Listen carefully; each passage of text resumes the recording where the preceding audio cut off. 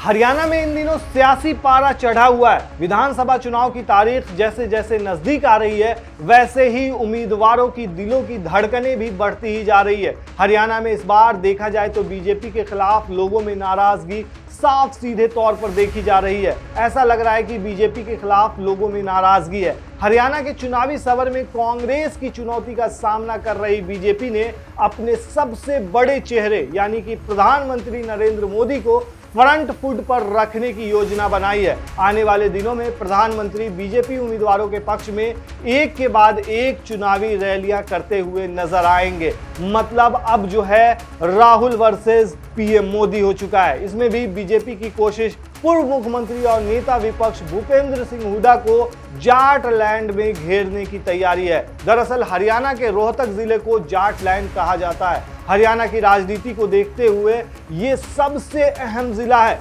रोहतक जिले में आने वाली महम सीट, रोहतक सिटी, किलोई हल्का सीट में बेहद दिलचस्प लड़ाई देखने को मिल रही है। किलोई सीट में से तो खुद पूर्व मुख्यमंत्री भूपेंद्र सिंह हुड्डा चुनाव लड़ रहे हैं। बीजेपी ने इनके खिलाफ मंजू हुड्डा को टिकट दिया है। सभी जानते हैं कि ये पूरी तरह से कांग्रेस का गढ़ रहा है। वहीं इस बार बीजेपी के लिए राहें मुश्किल भरी हैं। कुछ वोटर बीजेपी को जमकर कोस रहे हैं तो वहीं कुछ वोटर सपोर्ट भी कर रहे हैं, लेकिन हालात जो हैं वो कहीं से भी बीजेपी के पक्ष में जाते हुए नजर नहीं आ रहे हैं। वहीं देखा जाए तो रोहतक में यानी कि यहाँ दिलचस्प बात यह है कि लोगों का कहना है कि किलोई हल्के में तो भूपेंद्र सिंह हुड्डा अपनी सीट आसानी से निकाल रहे हैं, हालांकि मंजू हुड्डा उनको टक्कर दे रही हैं।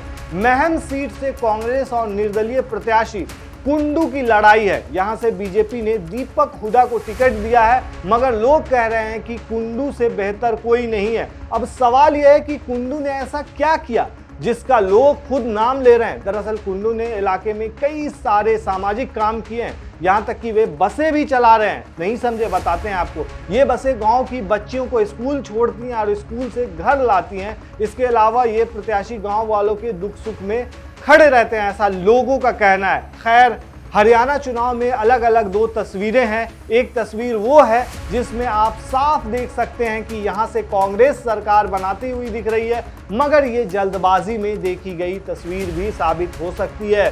दूसरी तस्वीर है साइलेंट वोटर। कुछ लोग एकदम चुप हैं, वो कुछ नहीं बोल रहे हैं, वो सिर्फ इतना कह रहे हैं कि हम मतदान वाले दिन ही बताएंगे। साइलेंट वोटर हमेशा से ही गेम चेंजर साबित होते रहे हैं, मगर हरियाणा का वोटर वोकल है। वो बात करने से कभी पीछे नहीं हटता, मगर इस बार के चुनाव में वोटर देखा जाए तो चुप हैं। बहुत उनसे पूछने पर कुछ बोलते हैं तो सिर्फ ये कि भाई हम कुछ नहीं बोल पाएंगे।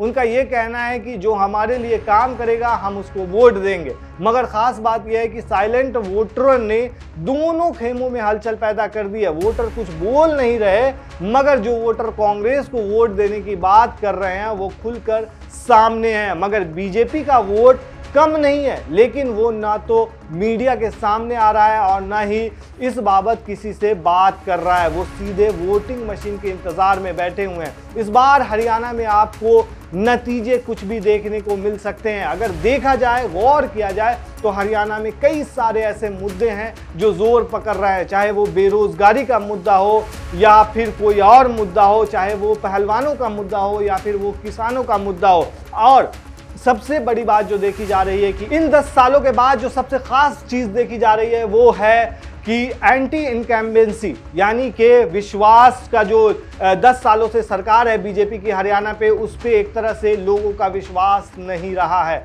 और जिस तरह के हालात बन रहे हैं, ऐसे में माना जा रहा है कि कांग्रेस यहाँ से जो है अपना जीत दर्ज कर सकती है। लेकिन ये भी ज़रूरी नहीं है। जिस तरीके से आम आदमी पार्टी की एंट्री हो रही है और देखा जाए तो जिस तरीके से लोकसभा चुनाव हुआ था और लोकसभा चुनाव में बीजेपी डायरेक्ट हाफ पे आ गई थी। 10 लोकसभा सीटों में से महज 5 जीत पाई थी और 5 पर उसको हार का सामना करना पड़ा था। लेकिन उस वक्त बात अलग थी। इंडिया गठबंधन के बैनर के तले जो है दो पार्टी एक साथ थी, आम आदमी पार्टी और दूसरी कांग्रेस। लेकिन अब जो है दोनों की राहें अलग है और आम आदमी पार्टी के जो संयोजक हैं यानी कि अरविंद केजरीवाल, वो जेल से बाहर भी हैं और दिल्ली में सत्ता का उथल पुथल जारी है अभी, और अरविंद केजरीवाल ने इस्तीफा दे दिया है। तो ऐसे में अब वो पूरी तरह से हरियाणा चुनाव की तरफ अपना रुख करेंगे। और अगर वो रुख करते हैं हरियाणा की तरफ तो कहीं ना कहीं अगर वोट बैंक वो बनाएंगे तो वो एक तरह से कांग्रेस के वोट बैंक में ही सुराख करेंगे, ऐसा माना जा रहा है। तो ऐसे में साफ सीधे तौर पर बीजेपी को फायदा हो सकता है।